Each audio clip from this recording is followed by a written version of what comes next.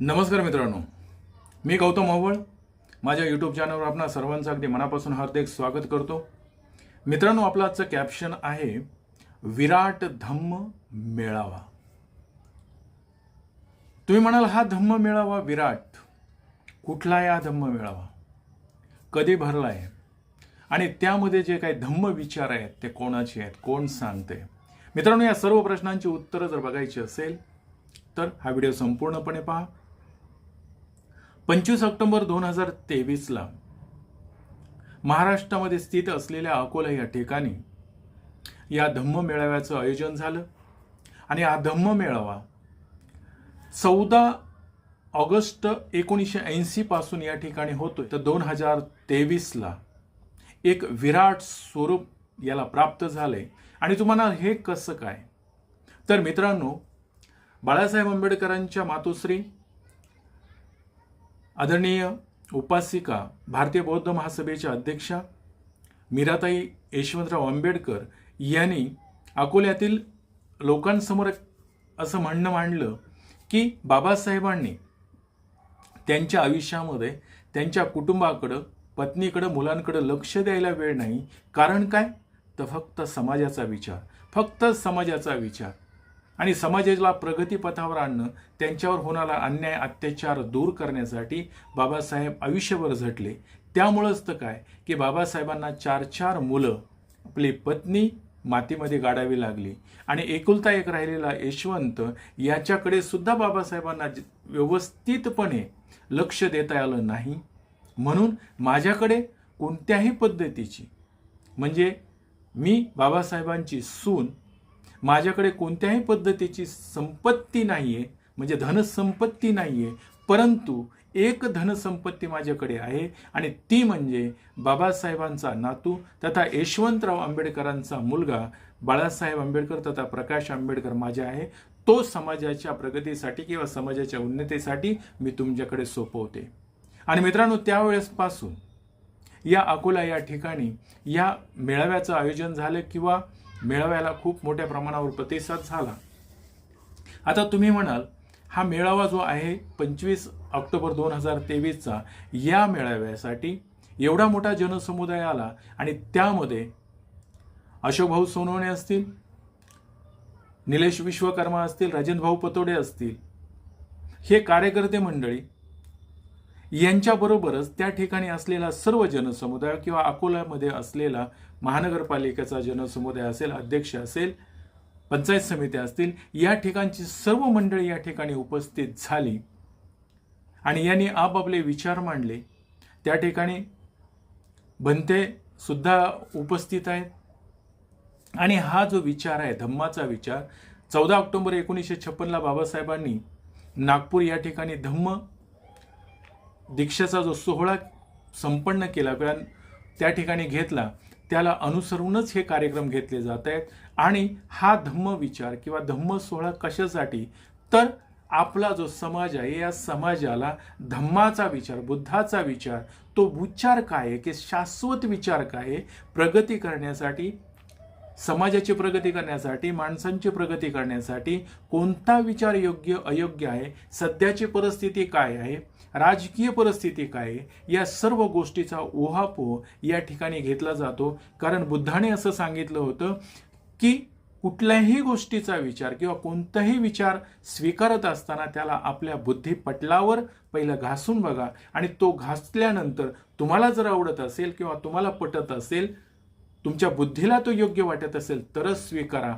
आणि मग असाच विचार घेण्यासाठी या ठिकाणी जे काही विचारवंत भंते असतील, अध्यक्ष असतील, ही मंडळी एकत्र येत आहेत आणि आपले विचार मांडतायत. आजच्या या धम्म सोहळ्याला प्रमुख उपस्थिती जर बघितली तर बाळासाहेब आंबेडकर आहेत, अंजलीताई आंबेडकर आहेत, या ठिकाणी त्यांची पुढची जी पिढी बघितली तर सुजातदादा आंबेडकर आहेत, अमन आंबेडकर उपस्थित आहेत. मित्रांनो, या ठिकाणी प्रत्येकाने आपले विचार मांडले. अशोकभाऊ सोनवणे यांनी तर विचार मांडले. त्यांनी सांगितलं की दगड झालो तर दीक्षाभूमीचा होईल आणि माती झालो तर चैत्यभूमीची होईल, पाणी झालो तर चौदार तळ्याचं होईल. म्हणजे बाबासाहेबांच्या चळवळीमध्ये जो काही समर्पण आहे आपलं, हे अतिशय मार्मिक शब्दामध्ये अशोकभाऊंनी मांडले.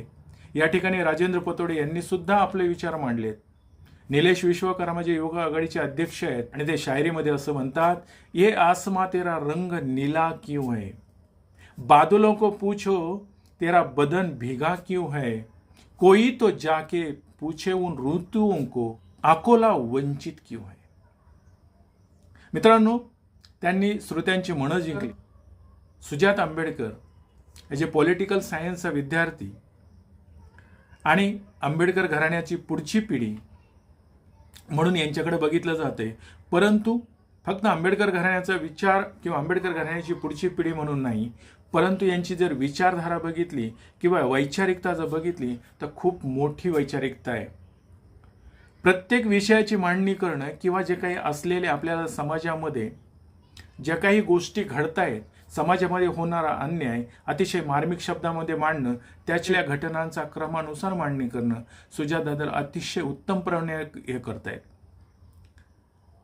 महाराष्ट्रामधील सरकारने जे काही निर्णय घेतले, मग ते जिल्हा परिषदेच्या शाळा बंद करण्याचे असतील, कॉन्ट्रॅक्ट भरतीचे निर्णय असतील, या सर्व निर्णयाला युवा आघाडीने जो काही आंदोलन केलं आणि त्याचा परिपाक म्हणून महाराष्ट्र सरकारला हे जी आर मागे घ्यावे लागले. त्यामध्ये सुजातदादांनी या ठिकाणी असंही सांगितलं की बाबासाहेबांनी तर सांगितलं होतं की शासन करती जमात व्हा. का बाबासाहेबांनी असं सांगितलं होतं? कारण बाबासाहेबांचा असा विचार होता की बाबासाहेब असं म्हणत, political power is the master key by which you can open all doors of progress.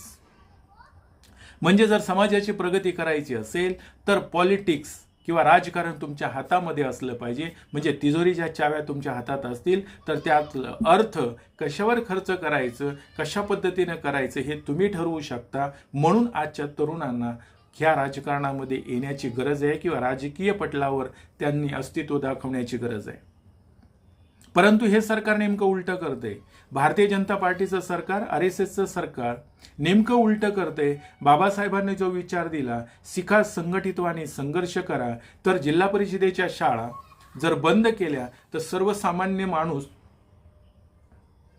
शिकूच शकणार नाही आणि जर शिकलाच नाही तर तो संघटित होणार नाही आणि संघर्ष करायचा तर सवालच नाही. कारण RSS असेल किंवा भारतीय जनता पार्टी असेल तर तो फक्त आंबेडकरी विचारधारेला घाबरतो, असं सुजातदादाचं म्हणणं आहे. आणि ते सत्य आहे.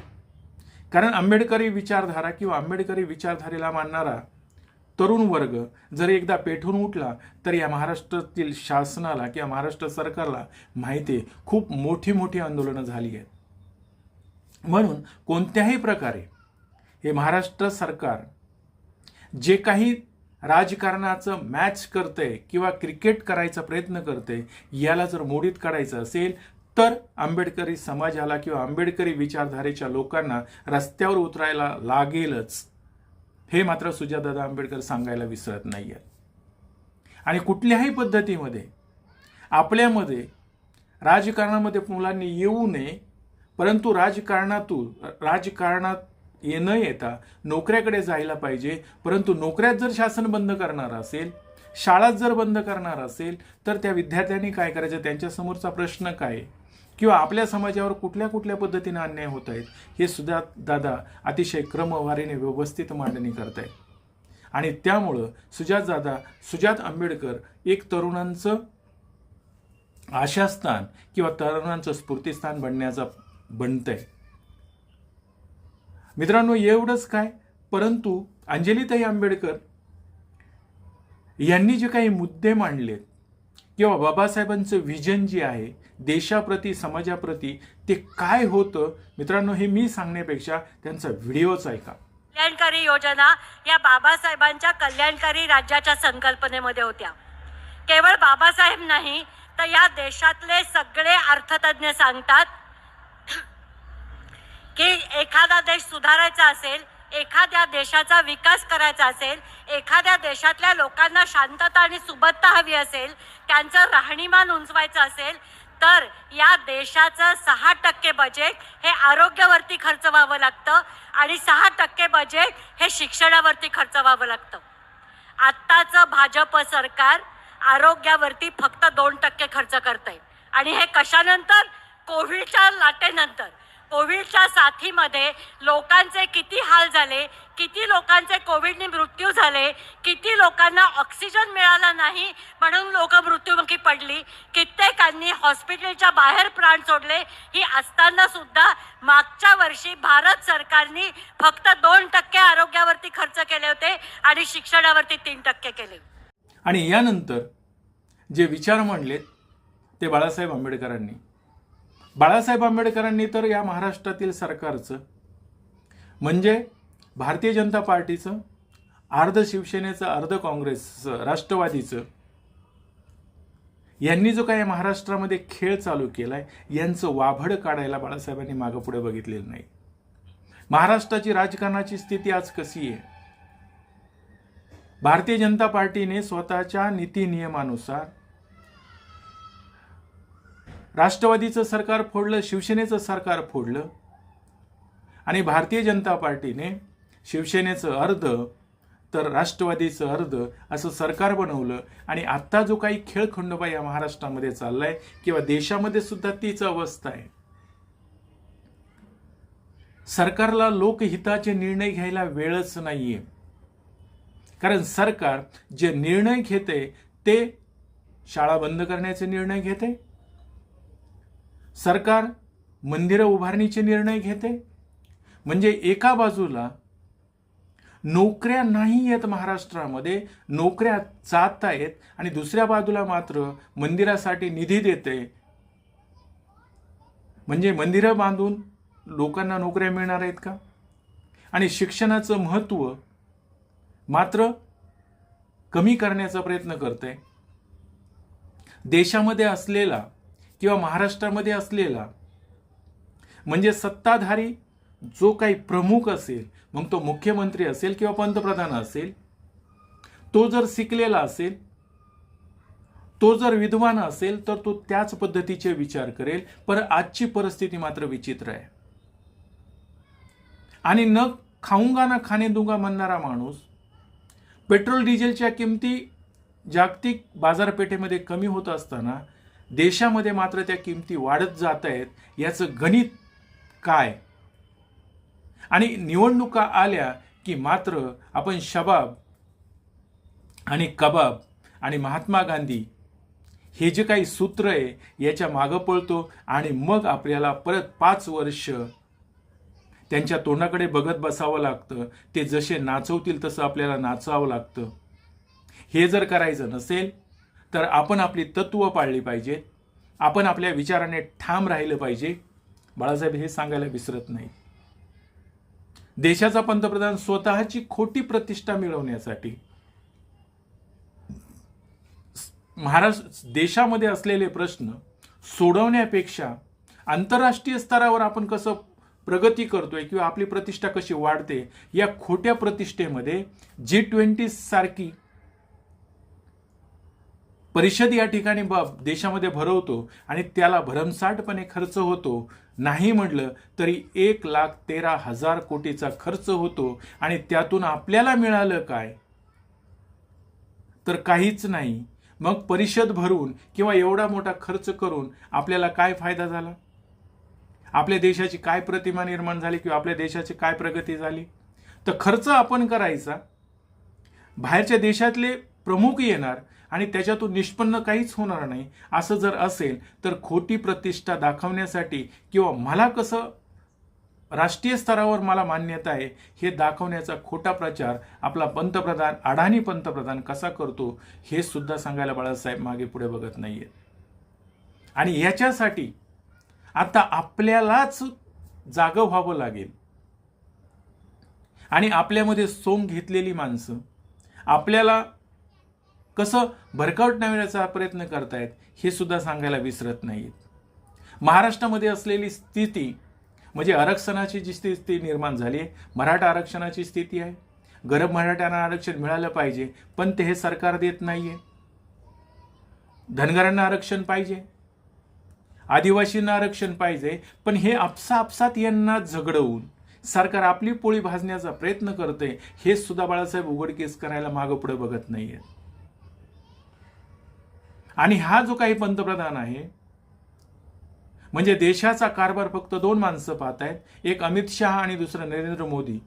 ह्या मंडळींनी जे काही